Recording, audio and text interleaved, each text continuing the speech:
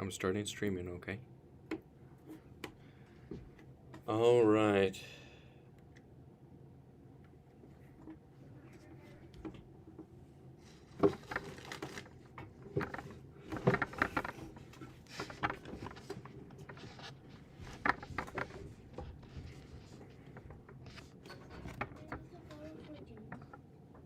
All right, welcome to this live stream. I'm going to be working on these chess figures a little bit more. If you're interested in sculpting, be sure to check out the links in my bio, where there are links to the courses that I teach on figure sculpting and portrait sculpting. And if you guys have any questions, if you're watching live, feel free to ask those, and I'll keep my eye out for any questions. And we'll just go ahead and see if we can't develop some of these characters a little bit more. I'll probably be working, I did most of these live streams working on the king. Maybe I'll work on the king a little bit, but I'll also be working on the what is this? The bishop. And kind of developing, hopefully developing the forms of that a little bit more.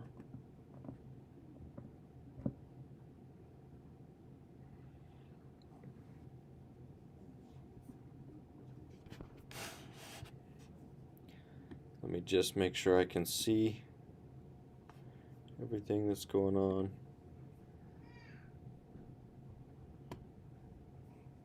Okay.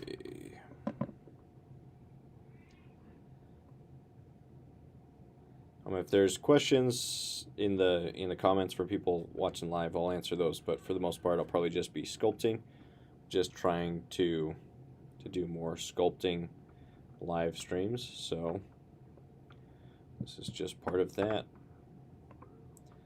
Let's go ahead and add some.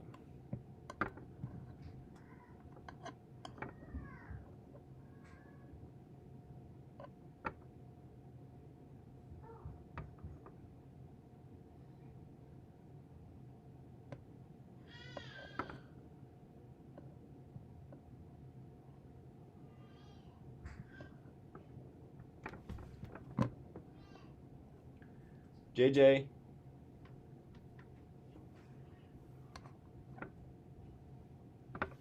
Close the door when you go through, okay?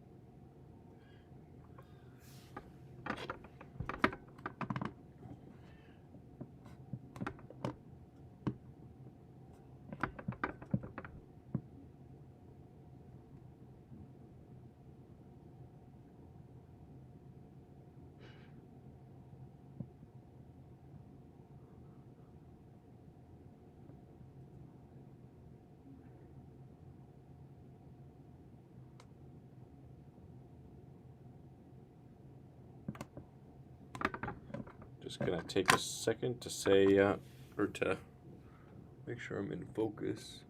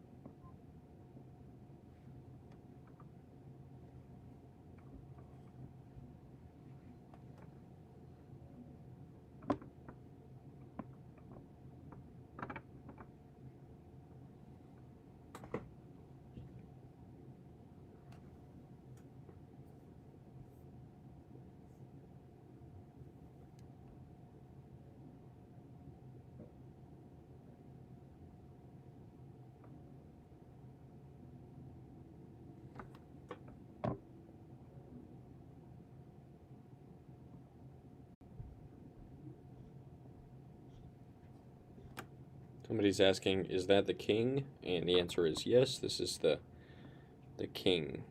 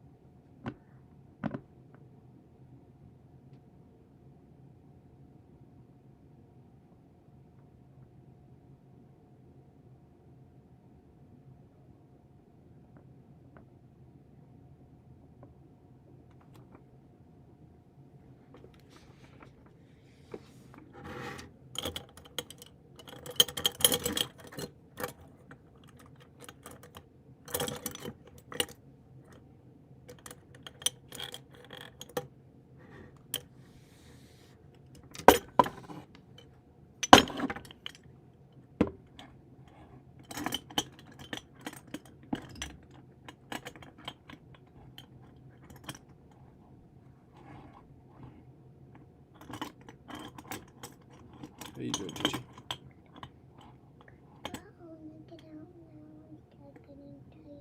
Okay, you can go. Just close the door.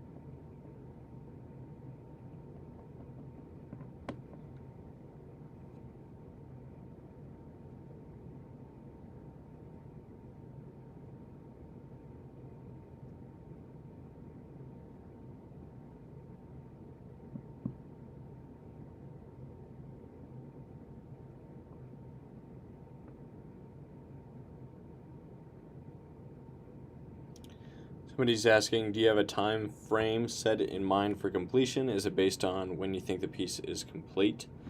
Um, so yeah, it is. That is something that's kind of tricky with sculpture, because often if you're doing a sculptural project, I mean, you could just keep coming back to it forever, because there's always like some way that it could be improved or changed.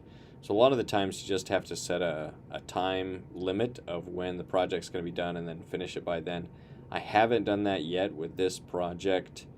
I'm just kind of doing it and using it as content and stuff like that, and just trying to sculpt it just because I thought it would be a fun and interesting project. And so I don't have a time frame set when I want to finish it, but if it starts to drag on too long, like it gets into like a couple weeks that I've been working on it part-time, then I'll probably just say, okay, I'm gonna like set this goal and have them done by then. But for now, this is just something to try and experiment with and kind of have fun with, and kind of take a break with too, because I've been working so much on the portrait sculpting course and then the figure sculpting course before that over at Proco, that I kind of want to just a break, more relaxing type stuff that I just wanted to have fun with. So that's kind of what I'm doing at this point. But if it drags on too long, then I will just set a date and then try to finish it in that. And maybe I'll like run a Kickstarter or something to get people, or to put it out for sale, and then if people purchase it, then you have like a motivation to either finish it if it's not finished, or like mold and cast it, get those orders out, because people have already paid for it. So having that external motivating factor of people that are interested in it, that always helps when you're finishing a sculpture.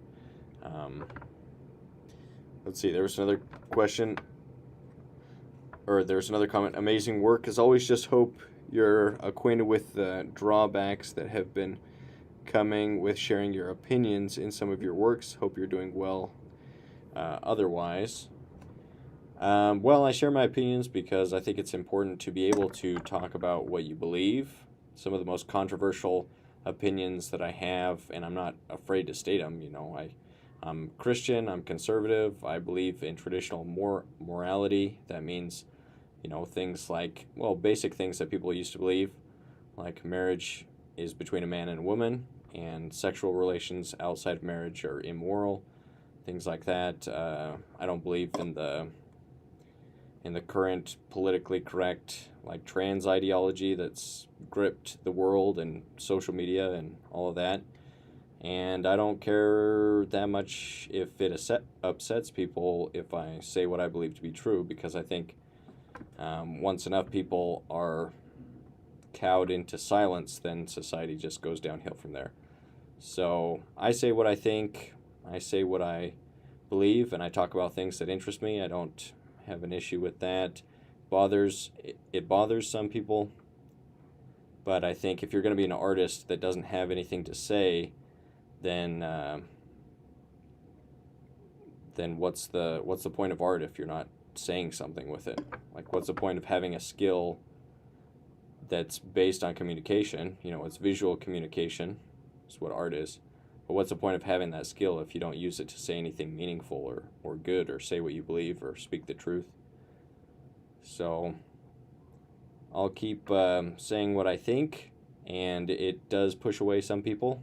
That's understandable, because obviously people just generally like to hear what they already believe repeated back to them. And I'm no exception. I don't spend a lot of time listening to content that doesn't interest me, or that, like, I'll listen to debates and things, but as far as listening to people that promote ideas that I disagree with, I don't spend a lot of time and energy doing that. So I understand perfectly where people are coming from, where they say, oh, you believe this, you're pro-life, or whatever the issue is, therefore I can't support you as an artist. And to that I say, understood. See you later.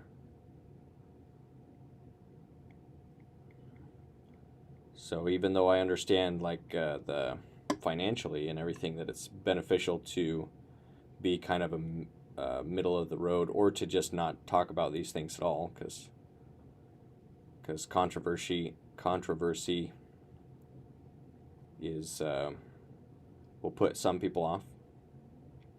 But I just feel like these things interest me, so that's why I talk about them sometimes.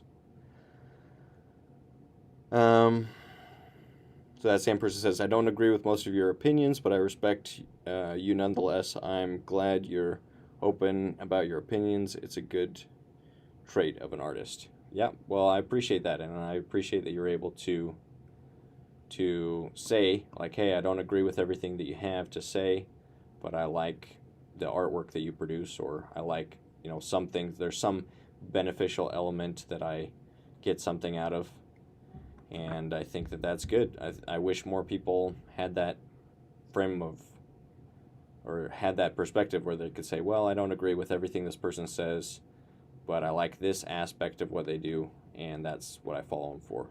There's a lot of people that are so, well, I think, think with politics and religion and things, these are people's beliefs that are often very firmly held beliefs. Like, people take them very seriously.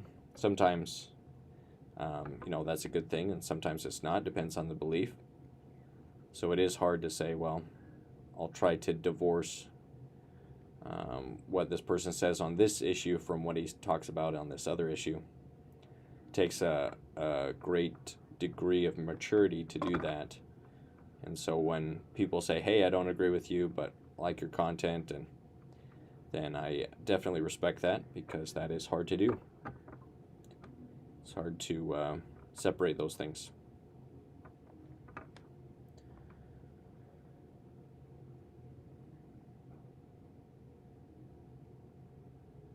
Somebody's asking, you mentioned casting. Would you dip these in a particular solution or material?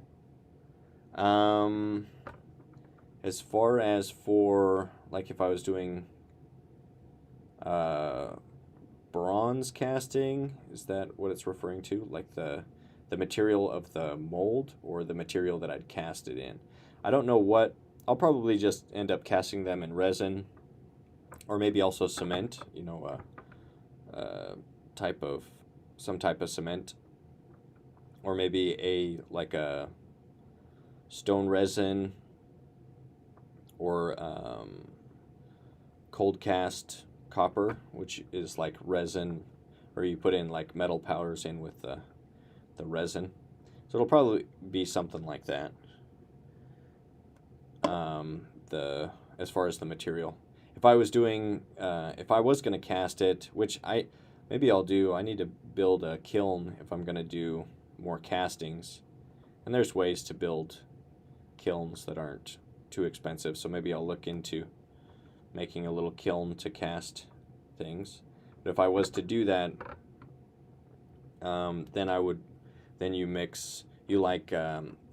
cast these in wax, and then you dip that wax figure into a sand and plaster slurry type of thing, and then you melt the wax out of that, and then heat it up and pour the molten metal into that. But I don't know if I'll go through that process for this particular sculpture, though it would be cool. It'd be cool to cast these in aluminum or copper or another material, bronze. And these are small enough, but if they were, solid copper or bronze, that they would be pretty weighty, because they are a good size. In fact, they might be too large. I might need to shrink them down a little bit, because they are they'd have to go on a pretty large chessboard to avoid running into each other. So maybe I'll have to just either find or design a custom chessboard that'll fit these pieces. That's a little bit larger than the average. Has to have the squares have to be like 2.5 inches, which I think most chessboards are like 2 inches, 2 inches to 2.5 inches. But I think these have to be 2.5 or more for the pieces to fit comfortably.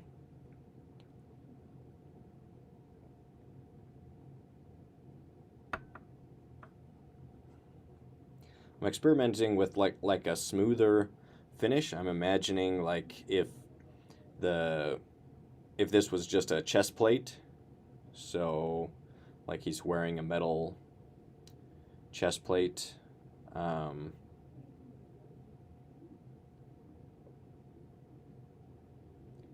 And just to kind of see what that feels like instead of doing the sharper plane changes between the forms. If I just did like a softer feel, that might feel better in the hand as well. I want these to feel good as actual functioning pieces, and so maybe I'm thinking that this softer approach to the forms might actually be better for that as well. So I'll have to see. Still just experimenting, just kind of trying to have fun with the design. Let's see.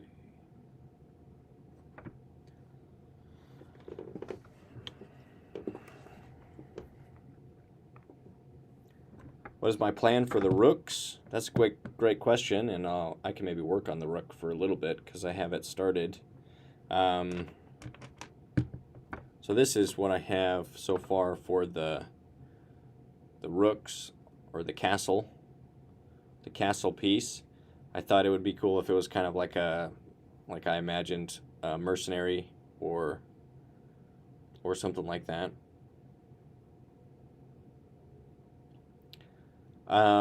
So somebody else is asking for what clay am I working with? This is it's a cheap non-dry modeling clay that I got from Dollar Tree, and then I mixed a color that I liked, this gray color, and then I added about half just beeswax. So it's like half clay, half beeswax. It's not my favorite clay that I've worked with. It was kind of an experiment, and now I have a bunch of it, and so I thought I'd use it for this project. It's not the worst clay, but it's not the best, but it is cheap, and I wanted a clay that's a little bit firmer and that will hold up to the elements if I use it as for a maquette for like stone sculptures and things like that. I don't want a piece I don't want a clay that's so soft that every time I drop it, it'll just get destroyed or crushed or something. So this clay is kind of an answer to that, as well as just being something that was cheap. And it works good. Works okay. It doesn't stick to itself as much as I'd like when it's so maybe, I guess I've heard you can add some I think it's called rosin or resin. It's like the tacky stuff that you use to, I think it's what you use to you rub on the bowstrings of like violin bows so that they stick to the string. And I've heard you can add that into the plaster so it sticks to itself a little bit better. But then if you add too much, it sticks to the tools, and you don't want that. But yeah, it's just a kind of a waxy clay. And then as far as the rook, yeah, I saw, I don't know, I'm kind of just going by feel with these pieces. Like, I'm sure I could look up, you know, what other people have done with these designs throughout history, and I did look up some, and there was like berserkers, which are just like crazy looking warrior type sculptures that I've seen that were supposedly the rooks at some point. Or I could have just done like an actual castle like most chess boards have, but I thought, like, well, why not do like some type of helmet, and that kind of has that castle look, and then make it like a mercenary, like or a like I imagine a what would you call it? Yeah, just like the mercenaries, the big scary character, muscled.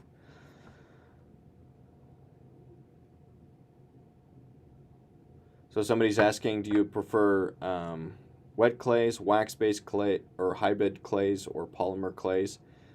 Mostly I use wax-based, so plasticine or plastilina, or sometimes just referred to as non-dry modeling clay.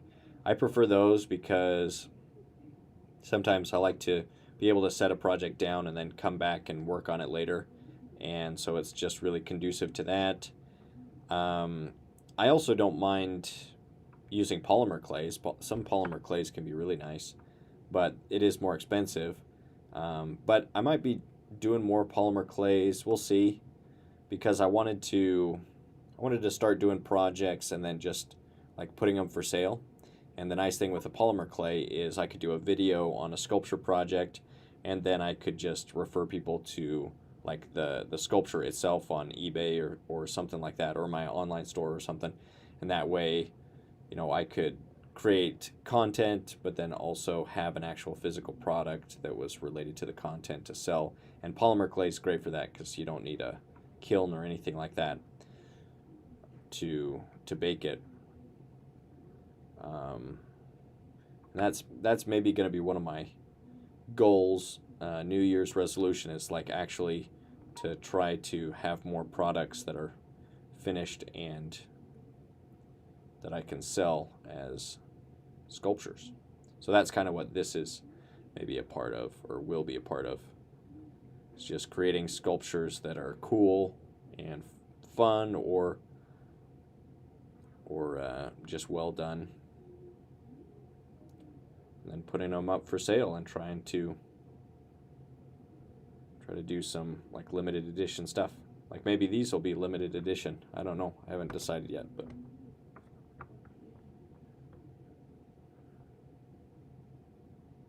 somebody says, I like clay. Yeah, me too. Me too. Maybe more than I should.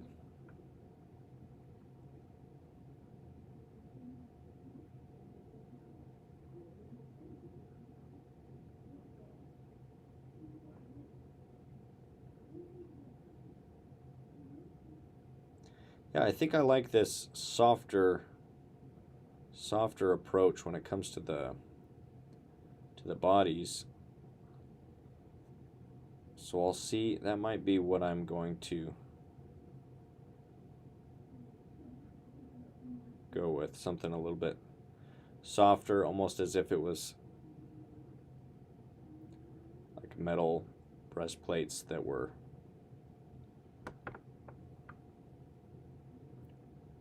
pounded out.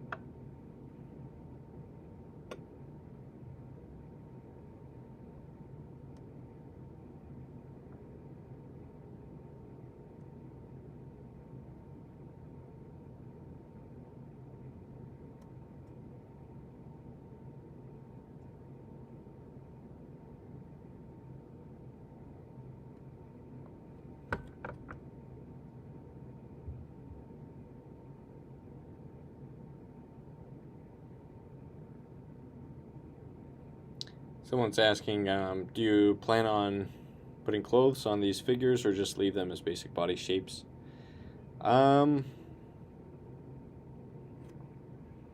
So I think I like what's happening with this king as imagining him as just simplified, maybe simplified, um, like body, like imagining them as like the breastplates where they have breastplates but they're carved out as if they were the anatomy of the soldier. And so doing something like that, I think, is what I'm planning on, like softening the anatomy, but probably not doing any details of clothing or anything like that. So we'll see if that's what happens. With this was the first one that I did, the queen, which I was just kind of playing around with, and this is how I treated the figure so far. It's just kind of roughed out, but you can see just the basic idea of what I was doing. And with her, it feels like she's almost wearing a dress or something that's like tightly fit, and I think I like that feel. And so maybe I'll do something similar with these, where like maybe with the bishop I'll try to make it more like he's wearing a robe or something that blends the anatomy a little bit more. But I don't want to like do it too much details of like buttons or things like that, but I think it'll just kind of be a simplified version of the figures. It's kind of, at least we'll see if that's how it ends up being.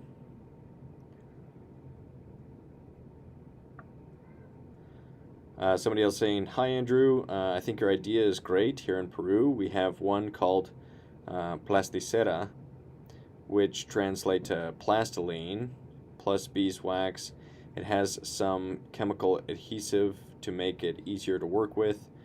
I'm going to look for the recipe and I'll write it down so you can try it. Just a second. Oh yeah, I'd love that, and I'll screenshot it if you do put down the recipe, because I'd love to do more content on like recipes for clay and stuff like that. I love trying to find ways to get clay cheaper, because clay can be very expensive. It's getting to be like, with a good, well, with my favorite, which is Chabon NSP, that's depending on where you get it, it's like, you know, $10 to $15 a pound. Or if you get a lot, then maybe you can get it down to $8 a pound, but it's a lot more expensive than it used to be. And so I'm kind of looking for alternatives of how to make clay, because I definitely like to have clay for future projects and be able to mix my own. But with a lot of the clays, you know, things like beeswax is expensive. It's like, usually, depending on where you get it and the quality, and it's also like $10 a pound. So, you know, just using beeswax, unless you have access to it in a way that's cheaper, that can still be kind of expensive. But if it's just one ingredient and there's other ingredients that are cheaper, then, you know, you can make a cheaper clay.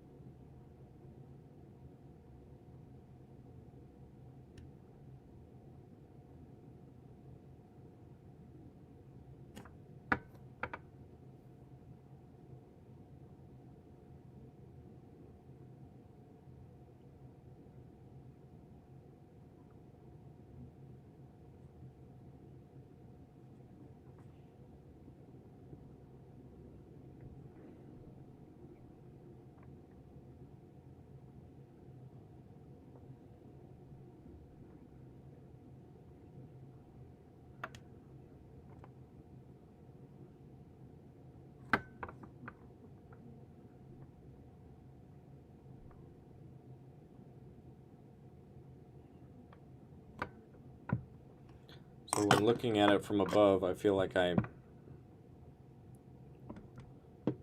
off on some of the aspects of this helmet, are a little bit off. So I'm going to try to fix some of that.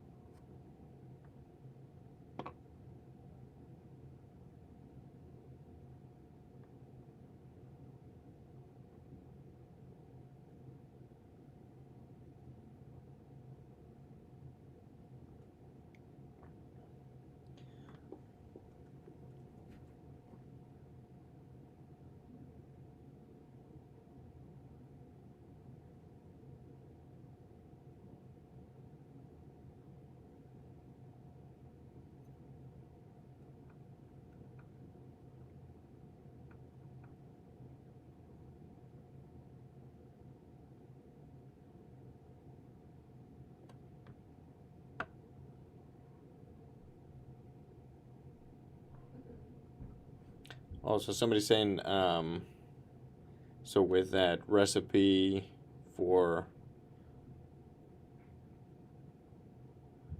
plasticera, said it's plastiline 1 kilogram or 2 pounds, and then beeswax 150 grams and paraffin 150 grams, and that's it. So yeah, I'll have to try. So does that mean you add in plastiline,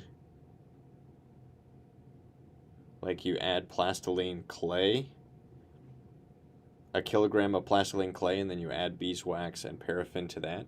Or it's just the paraffin and the beeswax? I was going to send a link to somebody giving an example. I'll have to check that out. I'll do a screenshot to save that. Yeah, I'll have to try that out because that would be awesome to find a clay recipe that I like.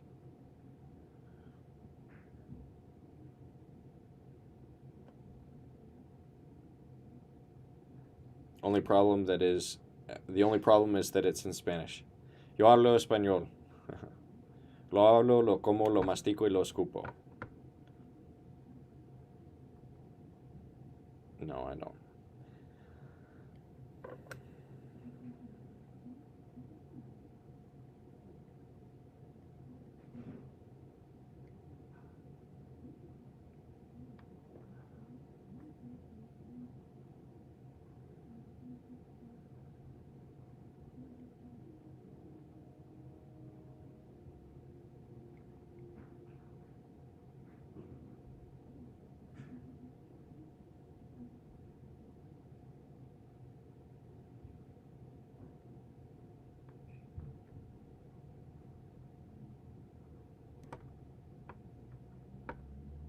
So maybe with that idea of having the breastplate, maybe it's like there's the breastplate and then the arms are like cut out from that or something like that.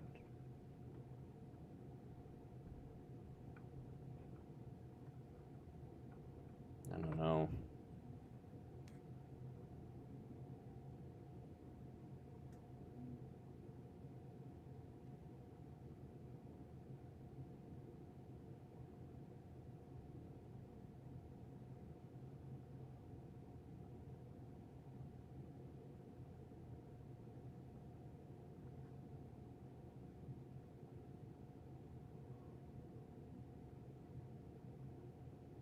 Oh, okay.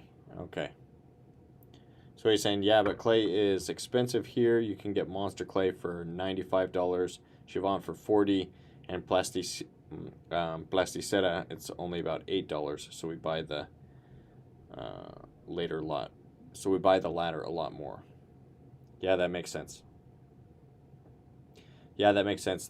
That's why I've been getting the dollar store clay, the non-dry modeling clay. It's probably pretty similar to the other, and it's just a cheap per pound. I think it's only like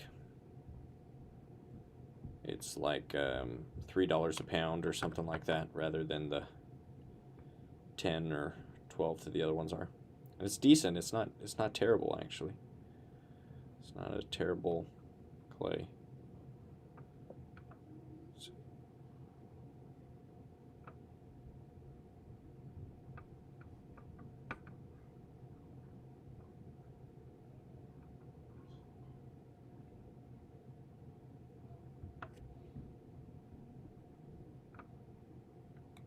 So I have the beeswax. At least I have some beeswax, but I am suspicious that it might be some type of counterfeit wax, as it doesn't have the nice beeswax smell to it. And I've heard that's one way to tell if the beeswax is fake, and it's from China. And with China, some products you never know. So maybe it's a diluted beeswax or something.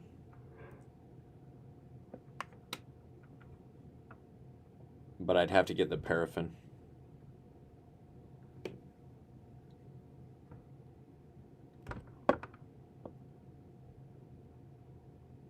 Paraffin wax,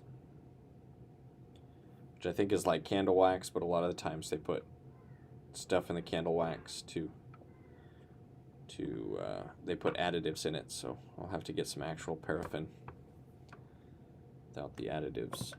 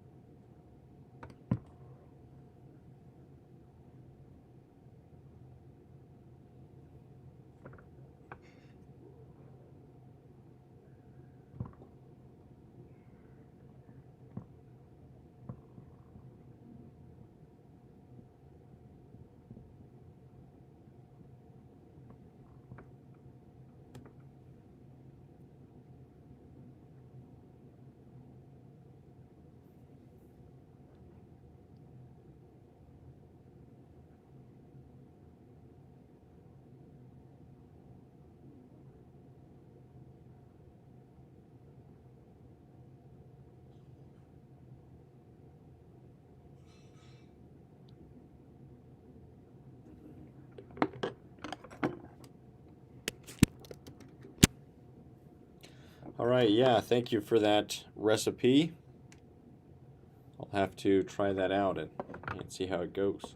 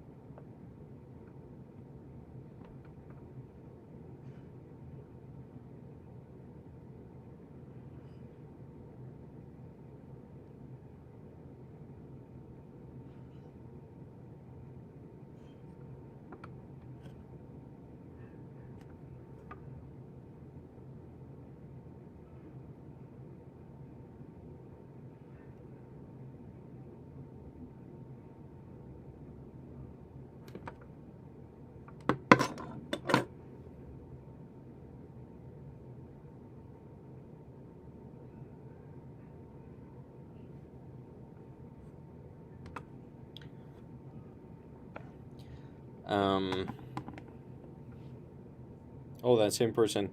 Let's see. It's Sir Melanie of Zundert,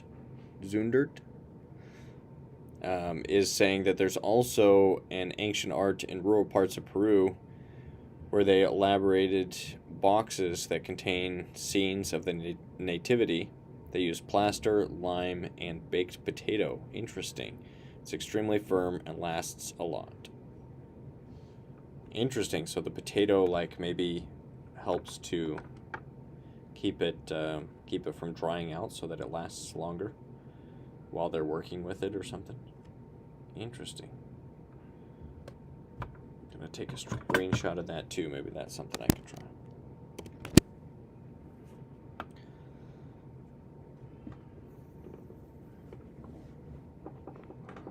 Plaster, lime, and baked potato.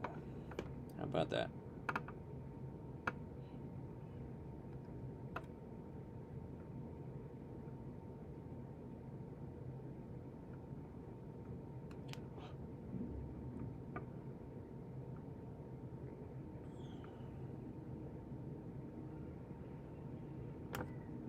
They're called retablos. Ayacuchanos? Retablos ayacuchanos. Because of the town they come from. Ayacuchanos. Interesting. Retablos ayacuchanos. If I'm pronouncing that correctly.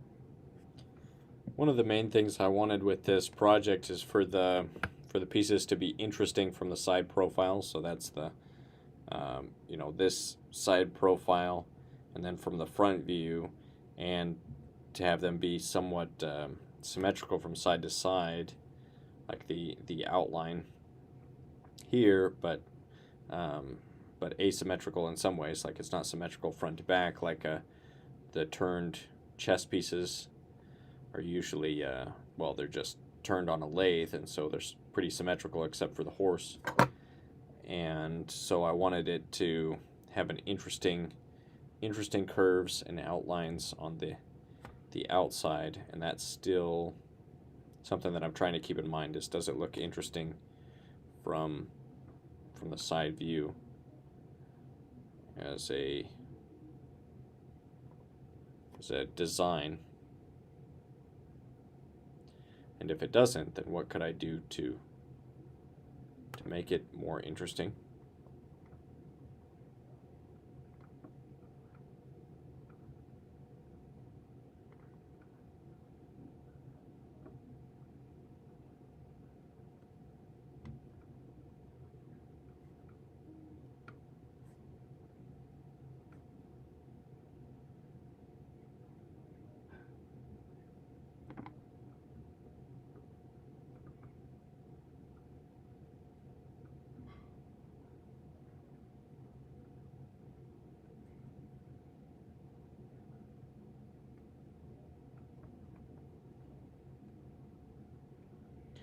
And so here I felt like it was just the swoop wasn't as interesting. I wanted to change a little bit of that.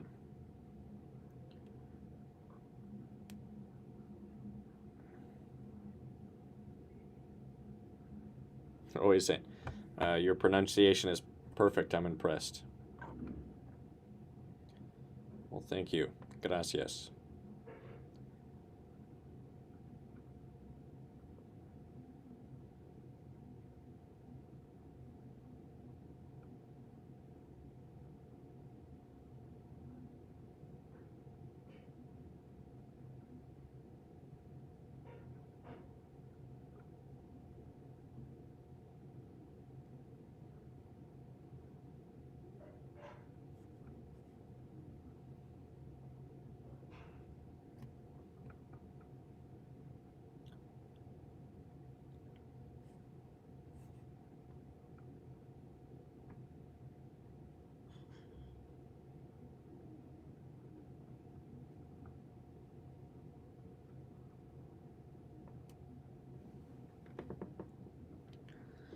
Oh, and that's it.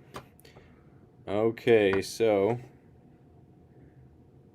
camera just went out, and so I got to end the live stream right there. Oh, somebody's saying awesome work. Just found your channel yesterday after buying some clay for the first time. Super inspiring. Well, keep at it. Sculpt some stuff. Use the clay. I'm going to go ahead and end the live stream because my camera died. And I'll see you guys in the next one.